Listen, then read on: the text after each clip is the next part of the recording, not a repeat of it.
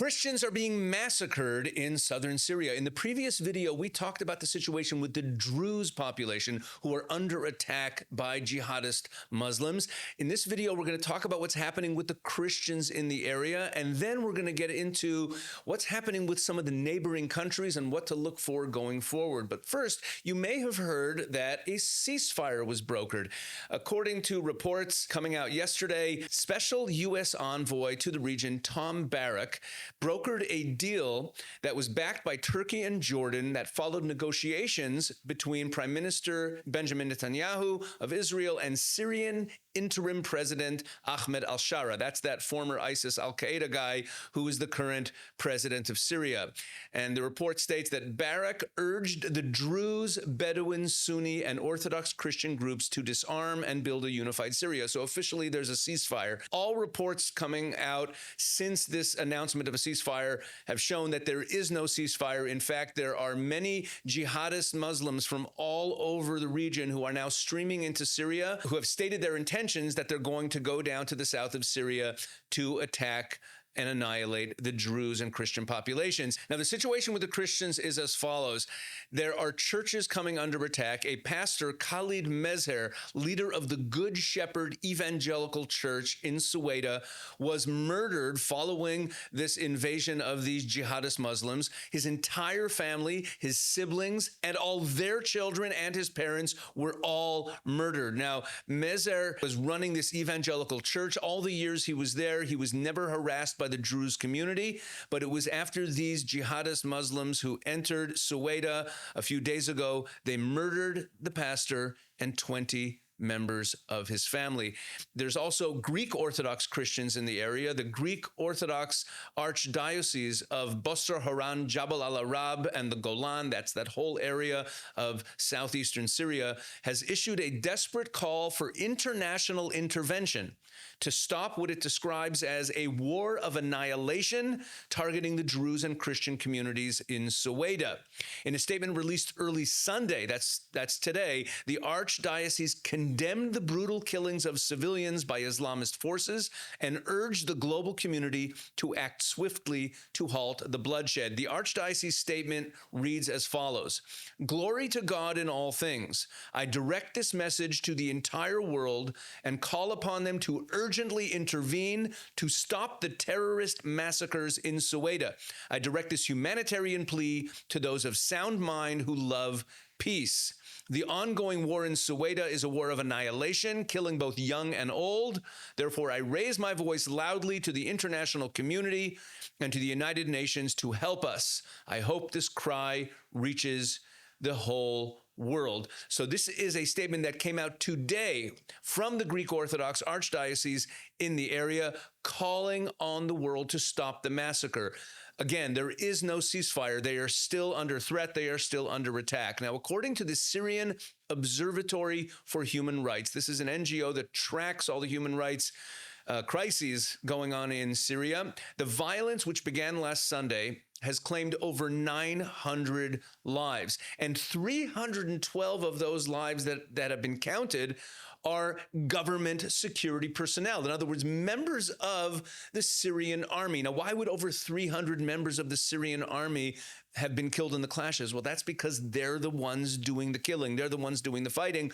And the Druze who are fighting back have killed over 300 of them.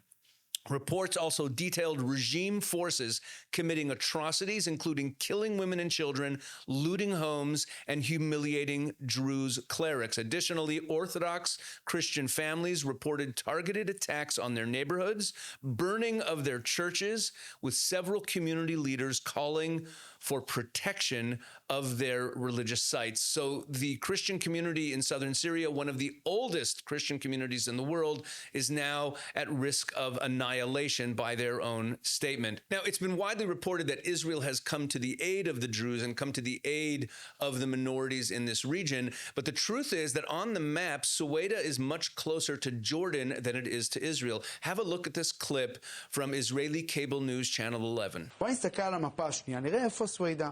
עכשיו, כשאת מסתכלת על המפה את רואה שסווידה למי יותר קרובה? היא קרובה יותר לירדנים מאשר לישראל. זאת הסיבה שבימים האחרונים שמענו גם מראשי העדה הדרוזית בסוריה וגם מהדרוזית פה, בקשות שאני יודע שהועברו לצד הירדני לפתוח את הגבול כדי להעביר סיוע הומניטרי. מעין מסדרון הומניטרי, אלא שבירדן לא ממש נהנו לקריאות האלה, ושימי לב מה אומר לי. שימי לב מה אומר לי גורם ירדני בכיר הערב. אנחנו משתפים פעולה עם הממשלה הסורית, כלומר ישרה, רוצים לראות סוריה שמאמצת לחיקה את כל מרכיבי החברה. אנחנו לא יכולים לשתף פעולה עם גורמים שאינם רשמיים מתוך סוריה. כלומר, זה למלמד אותנו שהירדנים לא רוצים להסתבך עם... Now, why would Jordan not be opening up its border to humanitarian assistance or to allow those escaping the atrocities to come into Jordan? Well, Jordan is over 90% Sunni Muslim. And the Ashara regime, the Al-Julani regime in Syria is a Sunni Muslim regime. I've also mentioned in earlier videos that the Muslim Brotherhood, who are really the parent organization that birthed ISIS and Al-Qaeda, are a growing influence in Jordanian politics. So the Jordanian government actually sees a bit of a domestic issue. If they help the Druze and they help the Christians, they will be seen as betraying the Sunni jihadist Muslims that a lot of their population still supports. And this brings us to what's happened internally in Syria now. The Supreme Fatwa Council of the Syrian Arab Republic just put out a fatwa just yesterday that basically calls for the genocide of the Druze. Now, it doesn't exactly say that, and if you find this online, you'll see that some people have said, oh, it doesn't really call for genocide. But here is the key line in the fatwa. It states, our position is that the council affirms that cooperating with the Zionist enemy is high treason. Anyone doing so must be punished.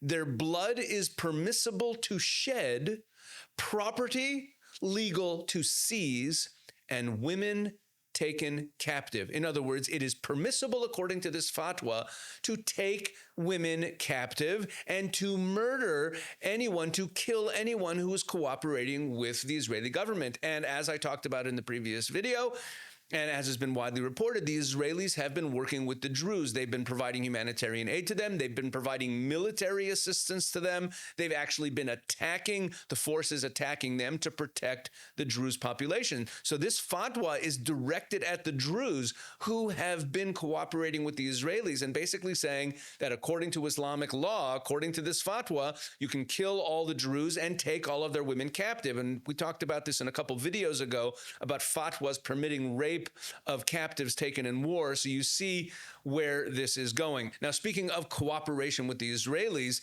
here is a Druze leader calling for annexation of the Druze areas by the state of Israel. أطالب بضم جبلنا الدري إلى إسرائيل لأن دولة إسرائيل على أرضها التاريخية ولنكون جزءا من دولة إسرائيل الكبرى على أرضها التاريخية لأن إسرائيل دولة ديمقراطية دولة علمانية دولة مدنية دولة لا دينية تحترم شعوب العالم وتصون كرامتهم وتدافع عن وجودهم نطالب بضمنا إليها ونتشرف بالحصول على جنسيتها وحمل هويتها نحن لسنا سوريين ولا نتشرف بهذا الكيان السوري الداعش ولا بجنسيته. To sum up, even though there is officially a ceasefire that was announced, there is no ceasefire on the ground. The minority groups in Syria, the Christians and the Druze, cannot agree to a ceasefire that calls for them to give up their weapons. That would leave them at the mercies of this growing group of jihadists that is getting reinforcements from other Muslim countries in the area. If they were to give up their weapons, they would risk being wiped out completely. At the same time, the Christian community leaders are calling on the world to stop what they call a war of annihilation against them. The Druze are calling on the Israelis to continue to provide support. The Israelis have been continuing to send in humanitarian aid and to provide military cover to protect the Druze population, and they have pledged to continue to do so. So this is a very fluid situation. We're going to be watching it very closely in the coming days.